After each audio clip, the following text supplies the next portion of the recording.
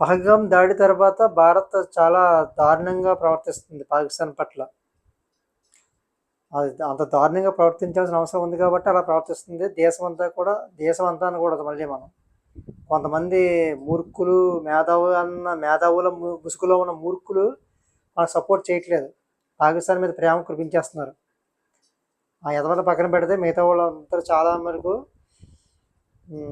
పాకిస్తాన్ మీద పగ తీర్చుకోవాల్సిందే, ప్రతీకారం తీర్చుకోవాల్సిందే అని చెప్పేసి అంటున్నారు. మోదీ సాబ్ మేము సపోర్ట్ చేస్తాం, మీరు ఏం చేయలేకుండా చేయండి అంటున్నారు. మోదీ గారు కూడా సైన్యానికి ఫుల్ పవర్స్ ఇచ్చేశారు. మీరు ఏం చేయాలనుకుంటున్నారో చెప్పండి, దాన్ని బట్టి మూవ్ అయిపోదామని చెప్పేసి అంటున్నారు. అయితే ఇక్కడ యుద్ధం పాకిస్తాన్ మీద చేయాల్సిన అవసరం ఉందా అంటే అది తర్వాత విషయం.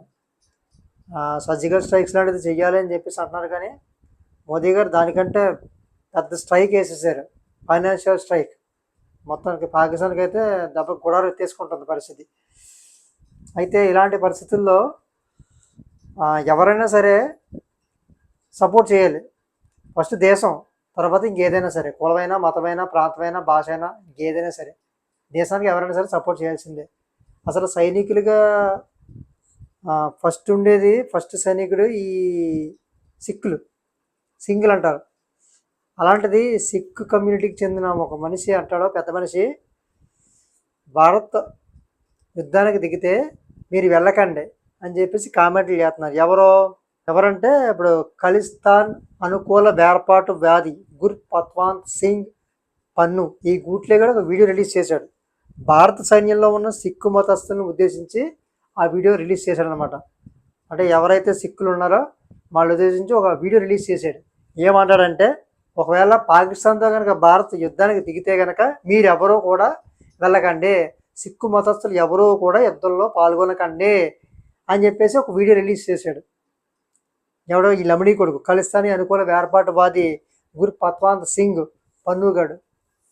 పళ్ళు రాలగొట్టేయాలి, ఒకటి కాదు రెండు కాదు, మొత్తం పళ్ళని రాలగొట్టేయాలి అలాంటి వాళ్ళు.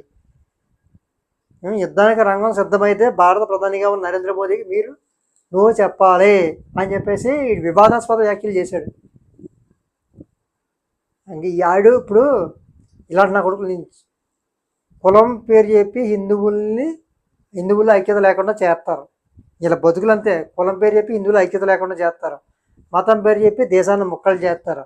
ఇప్పుడు చివరికి అసలు ఆర్మీకి కులం, మతం, ప్రాంతం, భాష ఏమీ ఉండాలి, దేశం ఒకటే ఉంటుంది, దేశం జెండా ఒకటే, ఎజెండా. వాళ్ళని కూడా ముక్కలు చేద్దాం, వాళ్ళలో కూడా ఈ చీలికలు తీసుకొచ్చేద్దాం అని చెప్పేసి ఈ లమిడీ కొడుకు ప్రయత్నిస్తున్నాడు. ఇలాంటి నా కొడుకులు ముక్కలుగా నరకాలి కదా. పనికి మానవుడు ఇదేమంటాడు మళ్ళీని, పాకిస్తాన్ మనకు మిత్రుడంట, మిత్రదేశం అంట, శత్రుదేశం కాదంట. దాని మీద పొగడ్తలు కురిపించేస్తున్నాడు. వీళ్ళని ఇక్కడ ఉండడం, ఇక్కడ నుండి ఏం సాధిద్దామని. పాకిస్తాన్ దింగేసి కదా లంచోడకలారా మీరు, పాకిస్తాన్ దింగేంటారా మీరు, మీలాంటి వాళ్ళు. ఎందుకు మీ బతుకులు? దీని మీద ఏమైనా యాక్షన్ తీసుకుంటారేమో చూడాలి మరి. ఇది ప్రస్తుతానికైతే న్యూస్. ఈ లమిడీ కొడుకు ఇలా సపోర్ట్ చేస్తాను. మీ అభిప్రాయం ఏంటి కామెంట్ చేయండి.